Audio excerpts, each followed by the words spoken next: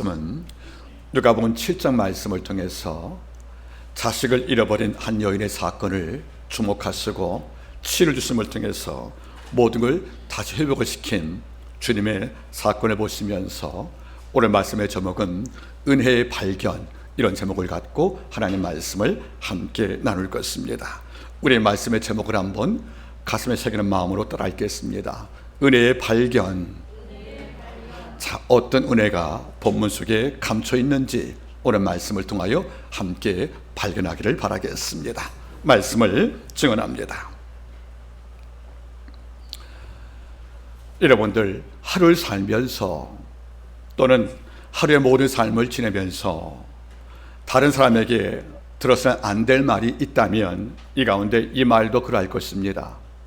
바꿔 말하면 다른 이로부터 혹 이런 말을 들었다면 참 이것은 슬픈 일입니다. 어떤 말입니까? 내가 널 바라보니 넌 참 실력이 없어. 너는 내가 보니까 실력을 갖추지 못했어. 이런 말을 만약에 듣고 있다면 참 이건 슬픈 일이고 더 나아가서 굴욕적인 일과 같다고 생각을 합니다. 여러분들, 인간은 노력과 실력 두 가지가 평가받는 겁니다. 이런데 노력은 과정이니까 이해할 수 있는데 결과는 실력이 안 나왔다 그러면 그 누구한테 나를 표현할 수가 없다, 그런 말이에요. 이러니까 이게 혹 제3자가 나를 바라보고 혹 벗들이 나에게 넌 참 실력이 없어, 이런 말을 혹 여러분께 했다면 돌아가서 많은 고민을 할 필요가 있다는 겁니다. 돌아보시겠습니까? 만약에 화가가 대생을 못하고 원근법에 실력이 없다면, 즉 대생과 원근법에 실력이 없다면 그림 못 그립니다. 그가 아무리 몸부림을 치어도 그의 그림은 인정받지 못하는 거지요. 여러분들, 음악가가 화성법과 편곡과 작곡법에 실력이 없다가 쳐보시겠습니까? 그가 만든 모든 음악은 우리 귀에 소음일 수밖에 없다는 것이에요. 다시 말하면 실력이 없다는 것이 이렇게 비참하다는 것이 아니겠습니까? 만약에 건축가가 설계 실력이 없어요. 건물을 짓을 경우에 균형이 안 맞고 이 건물의 아름다움이 소실되었다면 누가 그자에게 다음 일을 맡길 수가 있겠습니까? 학자가 논문 쓸 실력이 없는 거예요. 학자가 자기의 모든 강의를 표현할 설득력의 실력이 없는 거예요. 그러면 실력이 없다는 것은 단순한 문제가 아니고 그의 삶의 치명적인 약점으로 생각할 수밖에 없다, 그런 말입니다. 여러분들, 실력이 없다는 것이 이렇게 어려운 것이 아니겠습니까? 그런데 가끔 느껴봅니다. 믿는 성도가 같은 성도끼리 교제하고 대화할 때 이 부분에서 혹 이런 말을 들으면 어떻습니까? 믿는 성도 가운데서 실력이 다 필요하지만 가장 중요한 실력이 하나가 있습니다. 이것은 바로 따라하시기 바라겠습니까? 사랑할 줄 아는 실력. 만약 우리가 그 누구를 사랑할 줄 아는 실력이 없다는 말을 남에게 듣게 되면 이것보다 슬픈 일이 없다는 겁니다. 여러분들, 믿는 성도는 사랑을 행사할 실력을 갖춘 것보다 귀한 게 없다는 겁니다. 수많은 실력이 필요하지만 특히 크리스찬들은 그 누구를, 즉 약자를, 넘어진 자를, 그리고 없는 자를, 그리고 아픈 자를 보듬어 안고 그에게 희망과 꿈을 줄 수 있는 이런 사랑할 수 있는 실력이 마음에 준비되었다면 이 종은 모든 은사 가운데 정말 귀한 은사를 갖고 있다고 봐도 큰 무리가 없다는 겁니다. 여러분, 가끔 저는 이걸 느껴보거든요. 한 개인이 언제 가한 자가 되느냐, 어떤 성도가 가한 자냐, 여러분 잘 듣기 바라겠습니까? 어떤 크리스찬이 가한 자입니까? 어떤 크리스찬이 여러분들 영적인 감동을 줄 만한 실력을 갖춘 자입니까? 이리 물어본다면 전 이리 말할 수 있습니다. 그 사람 안에 사랑의 크기, 그 사람 안에 사랑을 행사할 수 있는 실력이 갖춘 분량만큼 그가 힘을 행사하는 겁니다. 여러분 잊지 마세요. 그 사람은 자기만큼 밖에 힘을 못 갖는 거예요. 사람은 자기만큼 힘을 갖습니다. 어떤 자기만큼? 사랑할 줄 아는 크기만큼, 사랑할 줄 아는 넓이만큼, 사랑할 줄 아는 실력만큼 힘을 갖는 것입니다. 이러니까 가끔 목사인 저도 돌아본답니다.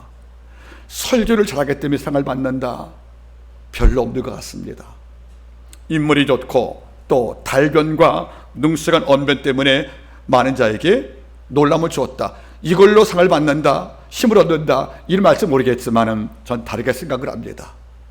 그 사람이 내 곁에 있는 자에게 얼만큼 크고 깊은 감동을 줄 수 있는 실력을 갖췄는가, 즉 감동 전달자, 내가 하나님께 감동을 수집하고 이 감동을 전달시켜서 그 자가 하나님을 알게 하고 행복에 충만하게 만드는 것들, 이것이 바로 정말 큰 힘인데, 이런 힘은 사랑할 수 있는 크게 쏘았다는 겁니다.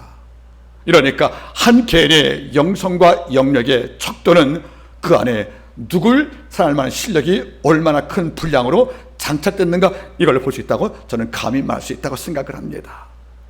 주님 바라보세요. 주님이 영적 강자였거든요. 그런데 주님의 특성을 바라보겠습니까? 요한복음 13장 1절 말씀이에요. 예수께서 자기가 아버지께로 올라갈 때가 된 줄 이미 아시고 자기 백성을 사랑하시되 끝까지 사랑했단 말 나오잖아요. 끝까지, 에이스 텔로스, 마지막까지라는 말이거든요. 주님의 능력은 어디서 왔습니까? 끝까지 사랑했다는 거예요. 즉 주님의 사랑은 변덕이 없다는 겁니다. 어떤 한계와 어떤 여건 때문에 꺾이는 이것이 없다는 것이에요. 주님의 사랑은 끝까지, 이런 사랑의 분량 때문에 주님이 놀라운 능력을 행사했고 많은 자에게 생명을 주신 자리에 오른 것이 아니겠습니까? 또 누가복음 23장 말씀 바라보세요. 십자가 달린 예수를 바라봤던 많은 백성들이 예수께 떡을 먹기도 하고 병남을 입었던 많은 백성들이 십자가에 타는 예수께 어떻게 말했습니까?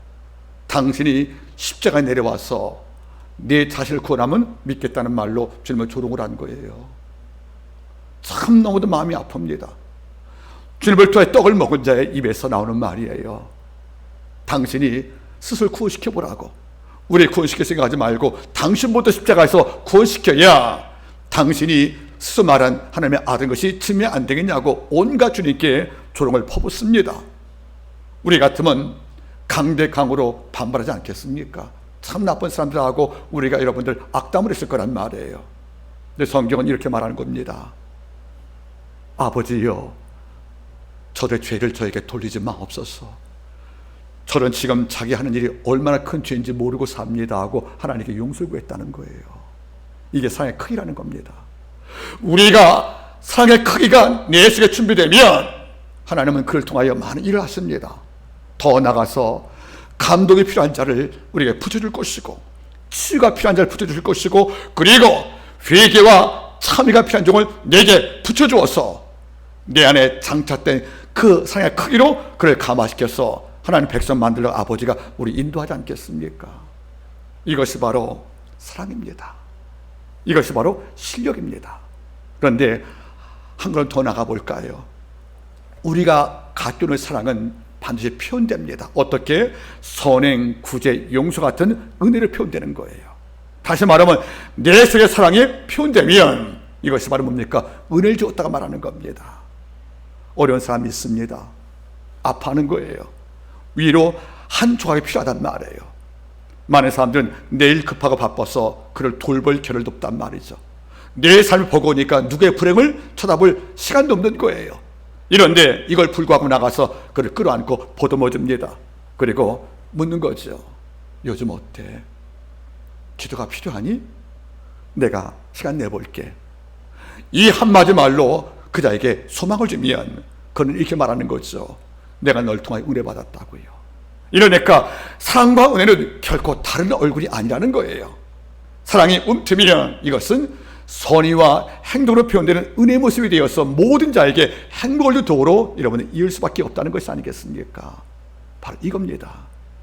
주님의 사랑은 은혜로 표현된 거예요. 오늘 말씀은 이걸 담고 있습니다. 이 본문은 제가 수없이 말씀을 증거했습니다. 그래서 때로는 부활의 중심으로 말씀을 증거하기도 했고, 관을 붙잡았던 주님의 그 파격적인 섬김도 제가 말씀을 증거하기도 했고, 울지 말라 하는 위의 말씀도 제가 증거하기도 했습니다.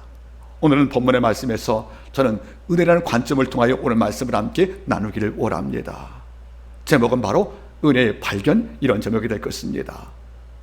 주님이 백부장의 종을 고친 다음에 선교지를 옮기려고 이제 나인석 쪽으로 옮기다 보니까 저 먼 곳에서 울음소리가 들리는 겁니다. 알아보니까 한 여인이 앞에 서고 그 뒤에 고인의 시신이 안치되어 있고 많은 자가 뒤에서 곡을 하고 있다는 거지요. 이스라엘의 장례법상으로는 상주가 관 앞에 먼저 걸어갑니다. 주님은 제일 먼저 관을 보기 전에 여인의 얼굴을 봤겠지요. 이 얼굴은 보통 여인의 얼굴이 아니었던 것이었습니다. 절망에 눌린, 그리고 좌절에 이미 다 타버린, 그리고 너무 울고 너무 슬퍼서 얼굴이 여러분들 사감하게 타보는 이런 여인이 앞에 있는 거예요. 주님은 짐작을 했겠지요. 누군가 소중한 사람이 죽었구나. 그래서 가까이 가보니까 젊은 아이가 뚜껑이 없는 관에 안치가 된 거예요. 주님은 그를 불쌍히 여겼고 관에 손대신 이후에 말씀을 하십니다. 청년아, 내가 말한다. 지금 당장 일어서거라. 이때 아이가 낳고 말도 했을 때 기뻐했던 어머니에게 자식을 돌려주었고, 이걸 봤던 모든 애국사 하는 사람들이 하는 말이 뭐죠? 하나님께서 우리 백성을 돌봐주었다고 찬양했다는 것이 바로 이 말씀의 기록이 됩니다. 여러분들, 본문이 담고 있는 서사는 간단한 내용들이에요. 이런데 이걸 만약에 은혜의 관점에서 본다면 놀라운 사건이 이 속에 담겨 있다는 겁니다. 과연 남편을 잃어버린, 그리고 이제는 아들까지 사망을 하여 홀로 남겨진 여인들, 여러분 잘 보세요.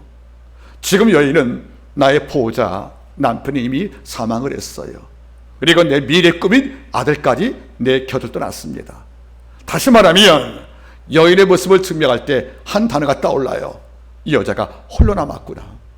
즉 어떤 보호자도 어떤 후원자 없이 홀로 현실 속에 던져버린 여인 아니겠습니까? 저는 가끔 이 문장을 볼 때마다 이런 표현이 떠올라요. 보호자, 후원자도 없이 홀로 남은 이 여인, 마치 무기도 없이 정글에 던져진 소녀와 같다는 겁니다. 이게 작은 바람만 불어도 곧 깨져버릴 수밖에 없는 이런 허술한 집 같은 모습을 갖고 이 여자가 지금 현실 앞에 서 있다는 거지요. 이제 자식을 맺하고 나면 현실인 거예요. 당장 경제력이 없는, 그리고 보호자가 없는, 그리고 미래가 다 부서져 버린 이런 망가진 인생을 살 수밖에 없는 여자가 미래 생각을 하면 울 기운도 없을 만큼 절망이 왔다는 겁니다. 그런데 여인에게 오늘 그리스도의 만남을 통해서 새로운 인생의 전개가 됩니다. 그래서 남편과 자식을 잃어버리고 홀로 남은 여인을 찾아오신 그 주님을 통해서 여자에게 경험된 세 가지 은혜가 무엇인지 함께 발견하시면서 여러분께도 그 은혜가 동일하게 체험되기를 바랍니다. 첫 번째, 여자에게 어떤 은혜가 발견되었습니까? 첫 번째는 따라하십시오. 뜻밖의 은혜가 발견되었다. 뜻밖의 은혜가 온 거예요. 다시 말하면 예상 못한 은혜가 여인을 찾아왔다는 겁니다. 여러분 성경을 바라보시겠습니까? 7장을 바라보십시오. 12절, 성문에 가까우실 때에 사람들이 한 죽은 자를 메고 나오니 이는 그 어미의 독자요 그 어미는 과부라. 그 중에 많은 사람이 그와 함께 나오거늘 주께서 과부를 보시고. 여러분 잘 보세요. 여자의 지금 당장 급한 일은 목숨을 잃어버린 내 자식을 매장하는 거예요. 이것이 그 여인에게 지금 할 유일한 일이었습니다. 그리고 돌아오면 여인은 앞으로 미래가 두려워서 방에 앉아 가슴을 치면서 아마 떨지 모르겠습니다. 그리고 기쁜 좌절 가운데 더 큰 통곡으로 그날 밤을 보낼지 모르겠습니다. 이런데 말씀 바라보세요. 주께서 과부를 보시고 찾아왔다는 겁니다. 여러분 잘 보세요. 백부장이 하인이 중병으로 고생할 때 장로를 부탁해서 예수를 초청을 했죠. 12 여인이 온갖 의사를 통해서 나음받지 못하니까 예수를 찾아갔죠. 여러분 백부장은 예수를 초청한 거예요. 혈병 여인은 예수를 찾아갔습니다. 이런데 이 과부 여인은 예수를 부른 것이 아니에요. 예수를 찾아간 것이 아니란 말이에요. 즉 백부장처럼 주님을 찾거나 여러분들 초청을 하거나 이 12 여인처럼 주님을 찾아간 것이 아니란 말이에요. 그냥 가만히 있었습니다. 너무 괴롭고 힘들어서 가만히 있는데 주님이 찾아왔다는 것이에요.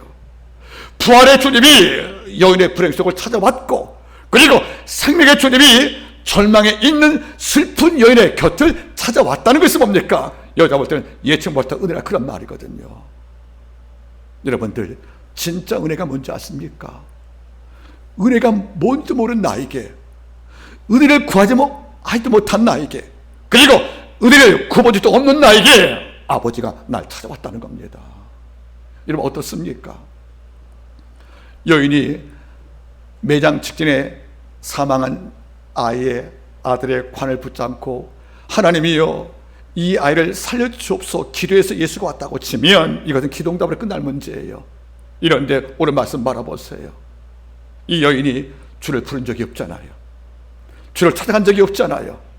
누굴 통해서 예수께 도움을 청하는 이런 일이 없지 않습니까? 이런데 예상 못하게 뜻밖의 예수께서 죽음의 현장에 부활의 능력으로 찾아와 주었다는 겁니다. 신학자 아더 핑크는 말했습니다. 크리스찬은 심판을 기다리다가 뜻밖의 부활의 주를 만난 자들이다. 우리는 심판을 기다린 종들이었어요. 이런데 뜻밖의 만난 거란 말이에요. 여러분 잘 보시기 바라겠습니까? 그분이 여인이 예수를 부르지 않는데 주님은 찾아왔다는 것이에요. 왠지 아십니까? 죽음과 눈물과 절망과 좌절 있는 곳을 아버지가 다 파하시고 죽음의 장소의 부활을, 그리고 절망 장소의 소생을, 그리고 눈물의 축제를 만드시기 위해서 이 부활의 주님은 지금도 자식과 남편의 보막을 잃어버리고 죽음의 갈림길에서 아파하는 이런 병들고 약한 백성의 생명의 살림을 위해서 지금도 주님은 찾을 준비를 하고 있음을 잊지 말기를 바랍니다. 저는 이 본문을 읽을 때마다 너무도 마음이 행복합니다. 슬픈 여자의 비극의 가장 깊은 곳에 주가 찾아오시니 그 삶이 우리는 결과지 않습니까? 그 아이가 살아왔다는 거예요.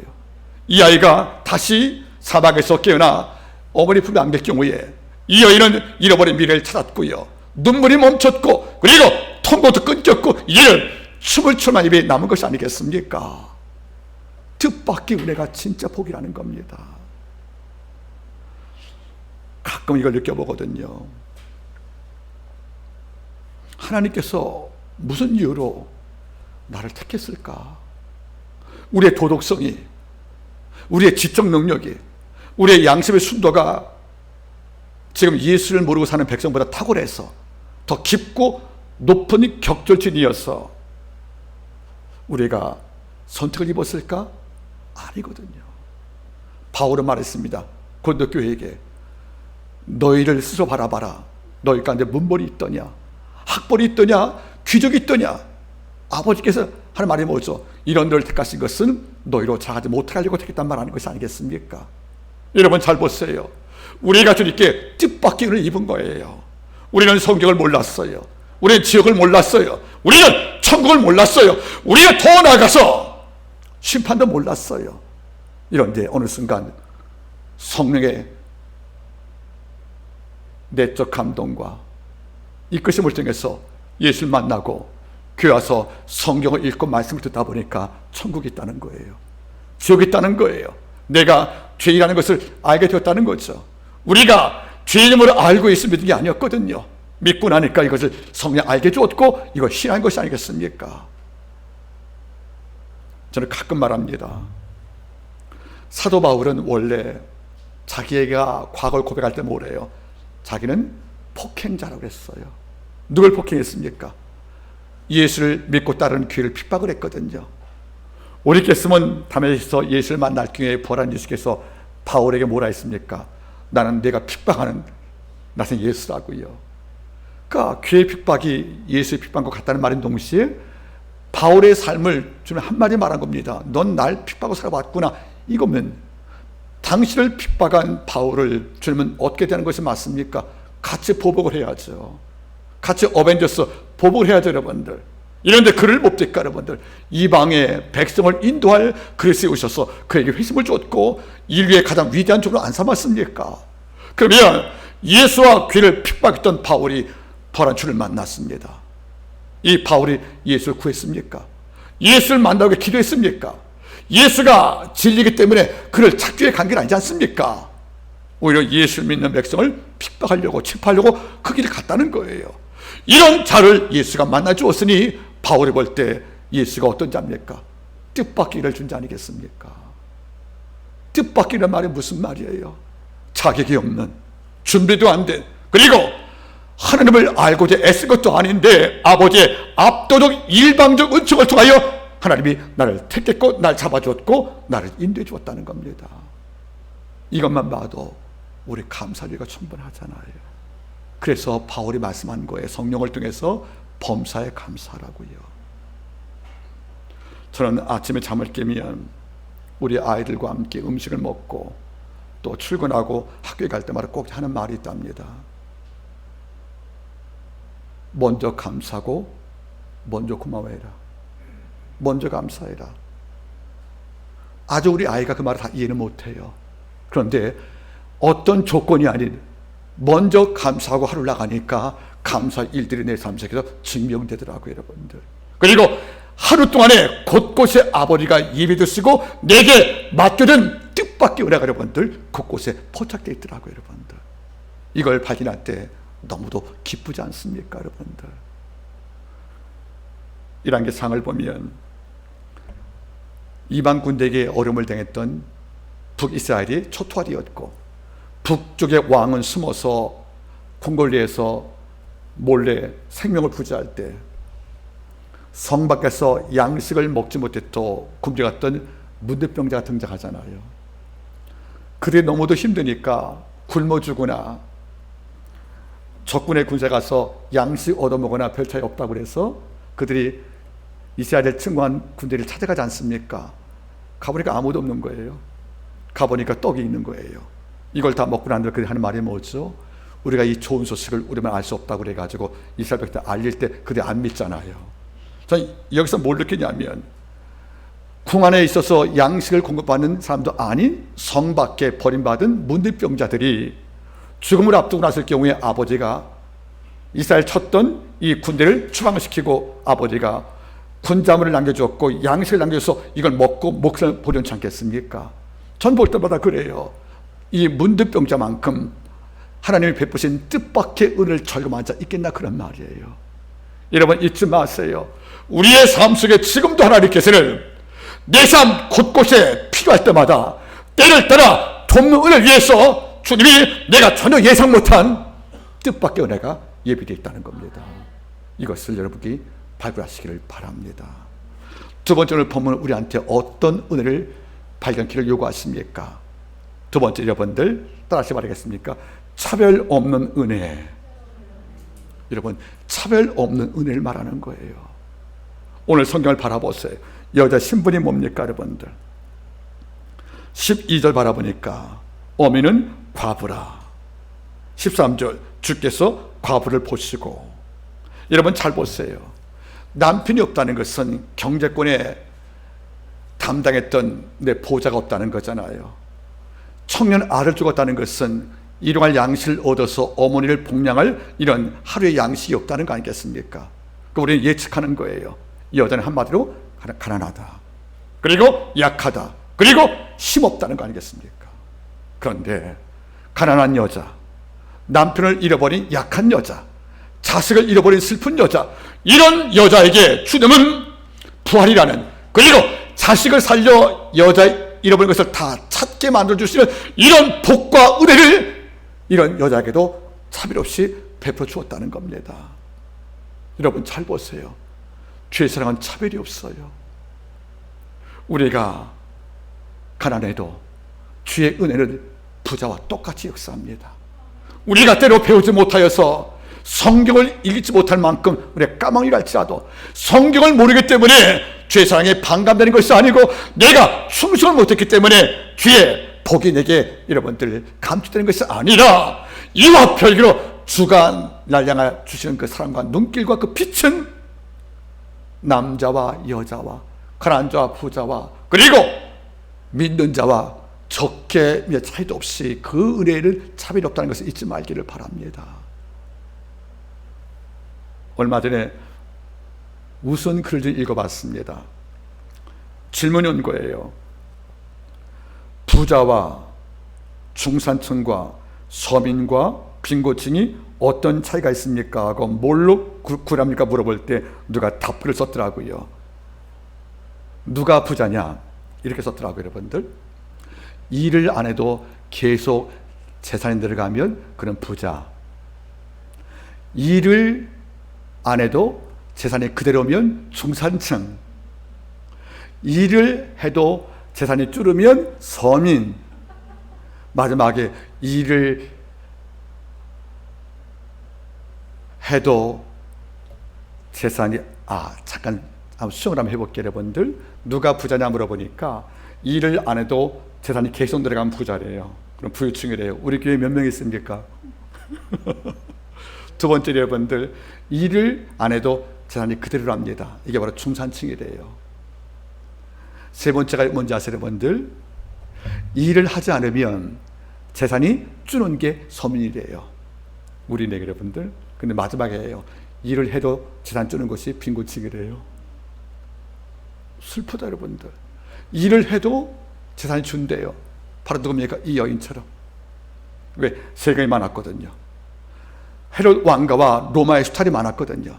일을 해도 재산이 주는 거예요. 빈곤층입니다. 이런 여자라면 주께서 여인에게 은혜를 준들, 복을 베푼들, 여러분들 무슨 대우를 받겠습니까? 여자에게 여러분들 은혜 베푼들 여자한테 무슨 대가를 받겠습니까? 없단 말이에요. 이런데 주님은요, 차비로운 사랑 갖고 그 여인도 아버지의 은총과 보호가 필요한 딸로 삼으시어서 그에게 행복을 준 것이 아니겠습니까? 저는 가끔 느껴봅니다.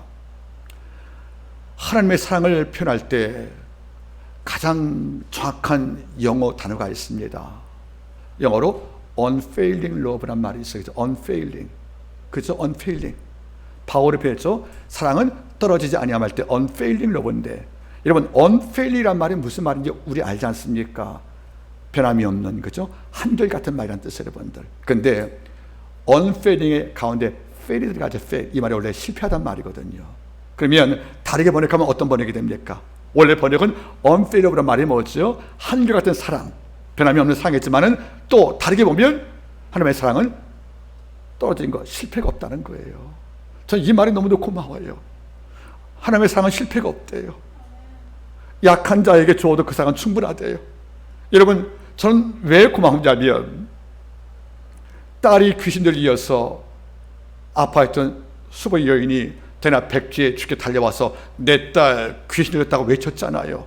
집안에 감추할 그 흉문 소문을 다 공개하면서 주께 도움을 구할 때 주님은 어떻게 반응했습니까? 예수께서 한 말씀도 대답지 않았대요. 침묵으로 반응한 거예요. 여자가 외쳤을 때 주님은 침묵을 했대요. 외침과 침묵이 지금 대조를 이룬 거예요. 땅에 엎드려서 내 딸이 더러운 귀신이었나이다 하고 자비를 구하는 여자의 그 간절한 목소리가 공기를 치고 있는데 주님은 입도 열지 않고 침묵을 하십니다. 여자는 모욕을 당한 거예요. 얼마나 주님이 냉정하게 모욕을 했던 걸 느꼈다면 옆에 제자가 민망해서 부탁하잖아요. 한마디 해달라고. 그때 한마디 하시 주님이 뭐라고 말씀했어요? 인자는 잃어버린 양 외에는 부르심 받지 않았다고. 그러니까 뭐예요, 여러분들? 이 여인은 잃어버린 유대인이 아니기 때문에 내 관심의 대상이 아니라는 거예요. 여기서 여러분들 인종차별과 민족차별이 왔지 않습니까? 처음에는 무시하더니 지금은 인종차별이라네, 여러분들. 그 여자가 돌아갈 만도 한데 또 엎드리는 거예요. 그 다음 말이 뭐죠? 주여 나를 도수하고 절까지 했답니다. 여러분, 저는 놀라는 거예요. 그때 주님이 뭔 얘기 해주면 좋을 텐데 뭐라고 그래요? 자네 떡을 주서 개에게 주겠느냐고요. 이방인은 물론 개를 취급했지만 너무도 잔인한 말들이 있어요. 말이 칼되어서 그 여인 가슴에 큰 고통을 안 주었습니까? 이걸 듣고 그 여인이 뭐라 합니까? 주여 당신 말 틀린 거 없습니다. 하지만 개들도 주인상에 떠지는 부석의 주먹을 권리 있으니까 내가 당신께 원하는 것은 당신이 당신의 민족인 유대 백성에 베푸는 큰 사랑이 아니고 상을 베풀다가 혹 잠깐 여인에서 짧은 상 있다면 이걸로 충만도 고백할 때, 그때 주님은 뭘 합니까? 주께서 많은 자에게 돌아보려 말씀하실 때 이스라엘 가운데서 이 말의 믿을 부리보다 말씀하는 말이 뭐죠, 여러분들? 여자여 내 믿음이 크다고 선포하지 않습니까? 여자여 내 믿음이 날 놀라게 하는구나. 여러분, 그 여인은 누구죠, 여러분들? 이방 여인이었어요. 여러분들, 그런데 좀 처음에 마음 뭐였습니까? 이스라엘 백성이 아니니까 아직은 예수의 바쁜 선교사에게서 신경 쓸 겨를이 없는데, 이 여자가 주께 엎들 경우에 주님은 기꺼이 종족과 혈통을 넘어서 그에게 복을 준 것이 아니겠습니까? 세장의 삭개오가 어떻게 복을 받아요? 허가받은 강도가 되어서 로마를 위해서 이스라엘 백성의 온갖 경제 착취에 선발되었던 이런 삭개오를 뺨을 쳐도 여러분들 아깝지 않을 것인데, 그 자에게 여러분들 복을 주시고 마지막에 아브라함 아들 사모시고 그 자에게 구원을 주지 않았습니까? 여러분, 잊지 마세요. 여자는 뭘 받냐면 나 같은 자도 예수께 은혜를 받는구나. 나같이 못난 여인도, 내 자식의 사와도 주님께 식사 함께 드려갈 만한 능력도 없는 나에게도 예수께서 은총을 주셨구나 하고 그 은혜의 깊이에 감사한 것이 아니겠냐, 그런 말이에요. 여러분들, 크리스찬이 은혜를 받으면 팔을 넘는 큰 배처럼 편견과 약점과 나와 다름들, 이런 차이점을 다 극복할 수밖에 없다는 것이 아니겠어요, 여러분들? 우리가 아직까지 그 누구와 차이점을 이기지 못하면 우리 아직까지 차별 없는 주의 사랑, unfailing love에 대한 것을 아직 이해 못한다고 봐도 큰 무리가 없다고 생각을 합니다. 가끔 살아가면서 전 제게 물어보는 거예요. 너에 대해서 험담을 하고 말을 만들고 거짓말로 널 괴롭힐 경우에 바울 사도의 고백처럼 너를 핍박한 절 기도하고 내 원수의 복을 빌 수 있겠는가? 그러면 저는 쉽게 답을 못합니다. 그런데 이런 말을 할 수 있답니다. 아버지, 나는 이것이 안 되면 저 목회자 아니지요. 그게 물론 어렵지만 이걸 놓고 기도하지 않으면 저는 주의 종 아니지요. 이럴 때가 있다는 거예요. 주님은 unfailing love로 우리를 다가오신 거예요. 차별 없이 우리를 만나주었다는 겁니다. 여러분들, 요한복음 우리가 알잖아요. 사마리아 여인 사건이요. 남편 몇 명을 두었다고요? 지난 과거에 5명, 지금 6번째래요. 그런 여인, 이미 삶 속에서 모든 자의 상식을 다 파괴해버리고 도덕이 이미 무너져버린 이런 여인이 물길 왔을 때 주님을 만났잖아요. 그와 대화를 시도할 때 떡을 사러 갔던 제자가 그 여인과 대화하는 예수를 바라보고 이렇게 말합니다. 예수께서 그 여자와 대화하는 것을 제자가 이상히 여기더라. 우리 같으면 이런 자가 대화를 못하는 거예요. 불쾌해질까봐. 왜? 수준이 안 맞으니까. 근데 주님은 대화했다는 겁니다. 뭘 말씀하는 거예요, 여러분들? 주의 사랑은 차별을 넘어섰다는 겁니다. 누군가 편가르게 하고 누군가 여러분들 담을 쌓고 누군가 여러분들 적대시할 때에도 그런 화평의 사도가 되었어. 차별 없이 모두를 만나 주었기 때문에 누가복음 12장을 보시면 세리와 차기까지 그 곁에서 머물 수 있는 거라고 성경은 말씀하잖아요. 여러분들, 부탁을 드릴게요. 그 누구가 여러분 곁에 오기를 불편해하면 우리가 아직 차별이 없는 사랑을 못했다는 겁니다. 바울은 고린도교회에게 이렇게 말했어요. 너의 마음을 넓혀달라고. 여러분, 부탁드리겠습니다. 여인은 뜻밖의 은총을 넘어서 참여한 은총을 받고 나서 그런 행복을 경험한 것입니다. 세 번째 은총을 보겠습니까? 자, 세 번째 은총 보십시오. 7장 14절. 가까이 오사 그 관에 손을 대시니 맨 자들이 서는지라. 예수께서 가라사대 청년아 내가 대신 말하노니 일어나라 하시매 죽었던 자가 일어났고 말도 하거늘 예수께서 그를 어미에게 주신대. 땅에 묻힐 자를 주께서 어미에게 돌려주었다는 거지요. 절망에 빠질 그 인생을 자식을 살려줌을 통해서 여자에게 무너진 미래가 복구되었고요, 여자에게 꿈꿀 수 없는 미래 희망도 다시 여자에게 회복됐다는 것이 아니겠습니까? 여러분, 죽어서 자가 살았단 말이에요. 그러면 이보다 큰 복 없잖아요. 여자는 아들 돌려받음을 통해서 방금 전까지 이번에 모든 걸 다 찾게 됐다는 거죠. 모두 여러분들 따라하세요. 과분한 은혜. 세 번째가 어떤 복입니까? 과분한 은혜를 받았다는 거예요. 넘치는 은혜를, 그리고 상사부터 은혜를 받은 것이 아니겠습니까? 여러분들 아팠다 병에서 안 받은 게 아니에요. 죽었다 산 것이에요. 그리고 땅에 묻힐 자가 지금 여인의 가슴에 안긴 것이 아니겠습니까? 여인에게 어머니가 줬단 말 나오거든요. 여러분들, 여러분 잘 보세요. 저는 가끔 이걸 느껴보거든요. 죽었던 자식이 살았으니까 여자에게 이런 복이 없겠죠. 여러분들, 만약에 주님이 이렇게 말했다면, 여인아, 죽었던 아들 내가 살려주었다. 고맙니? 안 고맙니? 고맙습니다. 나 너한테 밥 한 끼 사라고 이야기하지 않는다. 네 아이 나한테 제자 맡기고 내가 데려가면 안 되겠냐 해도 여자가 거부할 수 있겠습니까? 못하는 겁니다. 주님은 이 아이, 부활을 경험한 이 청년 데려가서 뭘 삼을 수 있는 것입니까? 제자 삼을 수 있다는 거예요. 제자를. 그러면 제자를 삼았으면 주님은 부활을 경험한 체험적 성적을 얻었으니까 든든하겠지만, 여자는 뭡니까? 죽은 자식 아니지만 내 곁에 없잖아요. 여인은 뭐가 남죠? 현실이 남는 거죠. 앞으로 경제적인 문제, 또 자식을 멀리 떠나보내겠다, 외로운 문제가 남았는데 주님은 이것을 간파하신 거예요. 그래서 이 아이를 제자 삼아 달라고 요구할 수도 있겠지만 어머니에게 돌려줬다는 말은 뭡니까? 여자의 행복을 끝까지 지켜주었다는 겁니다.